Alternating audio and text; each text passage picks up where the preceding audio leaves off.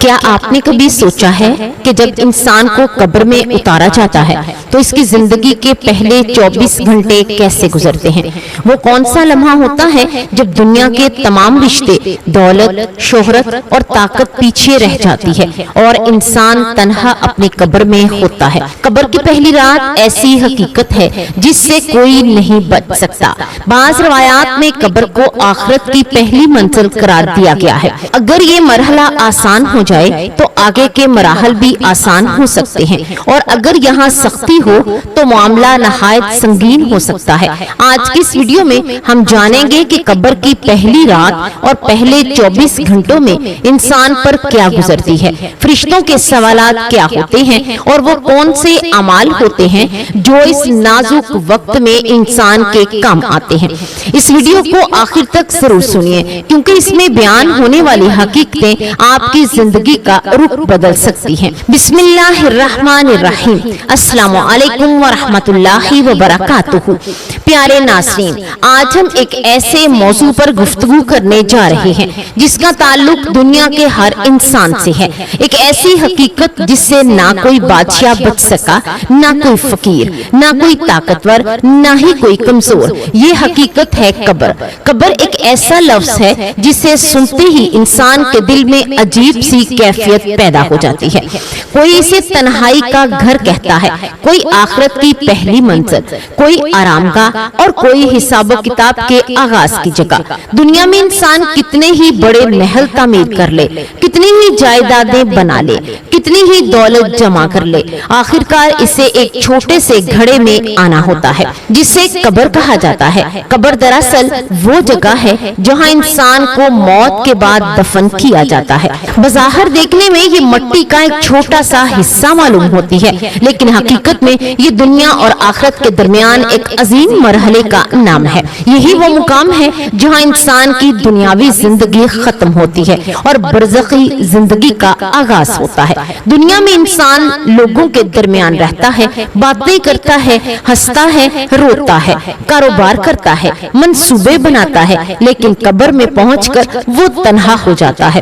اسلام میں قبر کو بہت اہم مقام حاصل ہے۔ نبی کریم صلی اللہ علیہ وآلہ وسلم نے قبر کو آخرت کی پہلی منزل قرار دیا۔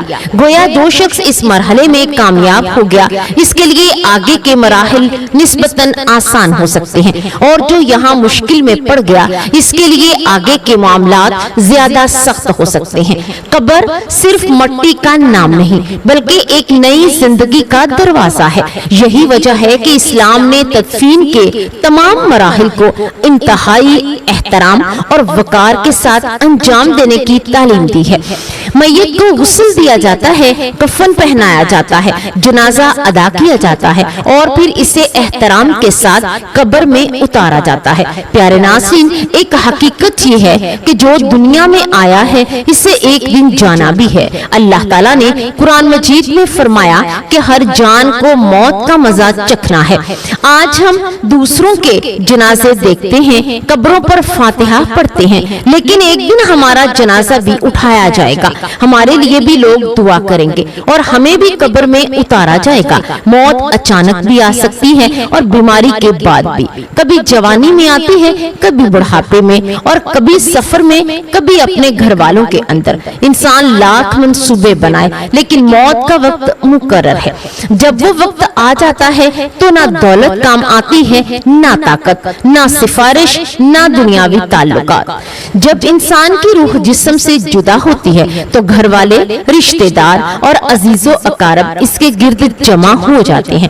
کچھ دیر پہلے جو شخص ان سے باتیں کر رہا ہوتا ہے اب خاموش پڑا ہوتا ہے۔ پھر اس کی تدفین کی تیاری شروع ہو جاتی ہے، اسے غسل دیا جاتا ہے، خوشبو لگائی جاتی ہے، کفن پہنایا جاتا ہے اور جنازے کے لیے لے جایا جاتا ہے۔ نماز جنازہ ادا ہونے کے بعد لوگ اسے قبرستان لے جاتے ہیں۔ وہاں پہلے سے تیار قبر اس کا انتظار کر رہی ہوتی ہے۔ چند لمحوں بعد اسے آہستہ آہستہ قبر میں اتار دیا جاتا ہے، لحد بند کی جاتی ہے اور اس پر مٹی ڈال دی جاتی ہے۔ دنیا کے تمام رشتے، تمام مصروفیات، تمام خواہشات اور تمام منصوبے وہی ختم ہو جاتے ہیں۔ پیارے ناظرین، اس موقع پر حضرت عثمان بن عفان رضی اللہ تعالیٰ عنہ کا ایک مشہور واقعہ یاد آتا ہے۔ روایت میں آتا ہے کہ جب وہ کسی قبر کے پاس کھڑے ہوتے تو اتنا روتے کہ آپ کی داڑھی مبارک آنسوؤں سے تر ہو جاتی۔ لوگوں نے عرض کیا، جنت اور جہنم کا ذکر ہوتا ہے تو آپ اتنا نہیں روتے جتنا قبر کو دیکھ کر روتے ہیں۔ تو آپ رضی اللہ تعالیٰ عنہ نے فرمایا، میں نے رسول اللہ صلی اللہ علیہ وآلہ وسلم کو فرماتے ہوئے سنا کہ قبر آخرت کی پہلی منزل ہے، اگر یہاں نجات مل گئی تو آگے کے مراحل آسان ہوں گے، اور اگر یہاں نجات نہ ملی تو آگے کے مراحل اس سے زیادہ سخت ہوں گے۔ ذرا تصور کیجئے، وہ عثمان رضی اللہ تعالیٰ عنہ جنہیں دنیا میں جنت کی بشارت دی گئی، جن کی حیا کی مثالیں دی جاتی ہیں، جن سے فرشتے بھی حیا کرتے تھے، وہ بھی قبر کو یاد کر کے رویا کرتے تھے۔ اس سے اندازہ ہوتا ہے کہ قبر کا معاملہ کتنا اہم اور کتنا عظیم ہے۔ اسی لیے اللہ کے نیک بندے قبر کو کبھی نہیں بھولتے۔ وہ جب بھی قبرستان سے گزرتے تو اپنی موت کو یاد کرتے، اپنے اعمال کا جائزہ لیتے اور آخرت کی تیاری میں لگ جاتے۔ انہیں معلوم تھا کہ ایک دن یہی قبر ان کا بھی ٹھکانہ بننے والی ہے۔ پیارے ناظرین، اب بات کرتے ہیں قبر کے حالات کے بارے میں۔ جب مردے کو یا میت کو قبر میں اتار دیا جاتا ہے تو اس پر مٹی ڈال دی جاتی ہے اور لوگ آہستہ آہستہ واپس اپنے گھروں کی طرف روانہ ہو جاتے ہیں۔ تو بظاہر ایسا محسوس ہوتا ہے کہ سب کچھ ختم ہو گیا ہے، لیکن حقیقت میں ایک نئی زندگی کا آغاز ہو چکا ہوتا ہے۔ دنیا والوں کے لیے یہ اختتام ہوتا ہے، لیکن میت کے لیے ایک نئے مرحلے کی شروعات ہوتی ہے۔ چند لمحے پہلے تک شخص کے ارد گرد عزیز و اقارب جمع تھے، جو لوگ اس کے لیے رو رہے تھے، دعائیں کر رہے تھے، اب وہ سب واپس جا چکے ہوتے ہیں۔ قبرستان خاموش ہو جاتا ہے، ہوا کی آواز، درختوں کی سرسراہٹ اور مٹی کے نیچے لیٹا ہوا انسان، یہ ایک ایسا منظر ہے جسے سوچ کر بھی دل کانپ اٹھتا ہے۔ احادیث میں آتا ہے کہ جب لوگ میت کو دفن کر کے واپس جاتے ہیں تو میت ان کے جوتوں کی آہٹ تک سنتی ہے، وہ محسوس کرتی ہے کہ اس کے عزیز دوست چھوڑ کر جا رہے ہیں۔ یہ وہ لمحہ ہوتا ہے جب دنیا کے تمام سہارے ختم ہو جاتے ہیں اور انسان اپنے اعمال کے ساتھ تنہا رہ جاتا ہے۔ اب نہ کوئی دوست ساتھ ہوتا ہے، نہ کوئی رشتہ دار، نہ کوئی مال و دولت، نہ کوئی دنیاوی طاقت۔ اگر کوئی چیز ساتھ ہوتی ہے تو وہ صرف انسان کے اعمال ہوتے ہیں۔ دنیا میں جو نیکیاں کی گئی ہوں، جو عبادتیں کی گئی ہوں، جو صدقہ خیرات دیا گیا ہو، اسے اچھے اخلاق اختیار کیے گئے ہوں، وہی چیزیں انسان کے کام آنے والی ہوتی ہیں۔ روایات کے مطابق اس کے بعد اللہ تعالیٰ کے حکم سے دو فرشتے آتے ہیں جنہیں منکر اور نکیر کہا جاتا ہے۔ ان کی آمد قبر کے اس مرحلے کو انتہائی اہم بنا دیتی ہے۔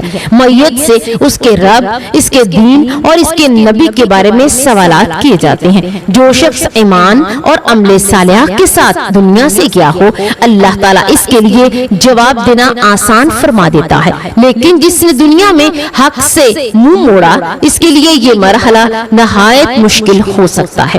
اس مقام پر انسان کو احساس ہوتا ہے کہ دنیا کی اصل کامیابی کیا تھی، وہ دولت جس کے لیے عمر بھر محنت کی، وہ گھر جنہیں بنانے میں زندگیاں گزر گئیں، وہ عہدے جن پر فخر کیا جاتا تھا، سب کچھ پیچھے رہ چکا ہوتا ہے۔ قبر میں صرف انسان اور اس کا عمل ہوتا ہے۔ پیارے ناظرین، قبر کا پہلا وقت انتہائی اہم سمجھا جاتا ہے۔ نیک انسان کے لیے قبر کشادہ کر دی جاتی ہے، اس کے لیے راحت اور سکون کے دروازے کھول دیے جاتے ہیں۔ وہ ایسی راحت محسوس کرتا ہے جو دنیا کی کسی نعمت سے مشابہ نہیں ہوتی۔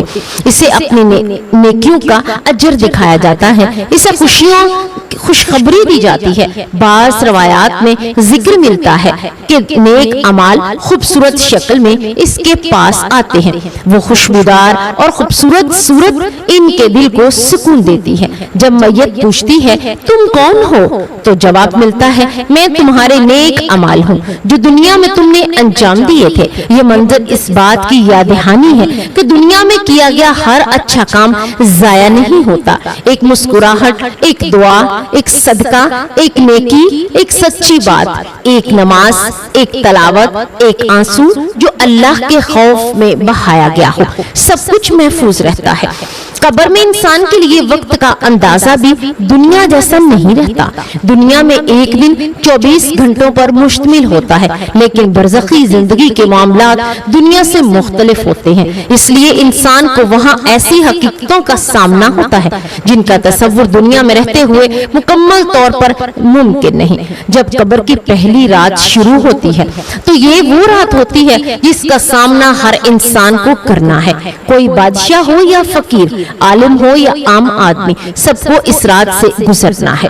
اسی لیے اللہ والے قبر کی پہلی رات کو یاد کر کے رویا کرتے تھے اور اپنے اعمال کی فکر کیا کرتے تھے۔ نیک انسان کے لیے قبر رحمت کا باغ بن جاتی ہے، اس کے دل سے خوف دور کر دیا جاتا ہے، اسے اطمینان نصیب ہوتا ہے، اسے بتا دیا جاتا ہے کہ اللہ کی رحمت اس کے ساتھ ہے، اس کے لیے جنت کی نعمتوں کی خوشخبری ہوتی ہے، وہ اپنے رب کی رضا سے خوش ہو جاتا ہے اور اس کا دل سکون سے بھر جاتا ہے۔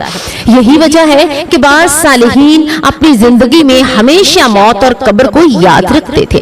وہ جانتے تھے اصل زندگی دنیا نہیں بلکہ آخرت میں ہے۔ دنیا چند دنوں کا سفر ہے جبکہ آخرت ہمیشہ ہمیشہ کی زندگی ہے۔ پہلے 24 گھنٹوں کے دوران انسان کو اپنی پوری زندگی یاد آ سکتی ہے۔ اس سے احساس ہوتا ہے کہ دنیا کتنی مختصر تھی، جن باتوں پر وہ پریشان رہتا تھا، جن چیزوں کے لیے وہ لڑتا جگڑتا تھا، وہ سب کتنی معمولی تھی۔ اس وقت اسے اندازہ ہوتا ہے کہ سب سے زیادہ قیمتی سرمایہ ایمان اور نیک عمل تھے۔ پیارے ناظرین، قبر کا یہ تذکرہ ہمیں خوفزدہ کرنے کے لیے نہیں بلکہ بیدار کرنے کے لیے ہے۔ اللہ تعالیٰ نے توبہ کا دروازہ کھلا رکھا ہے۔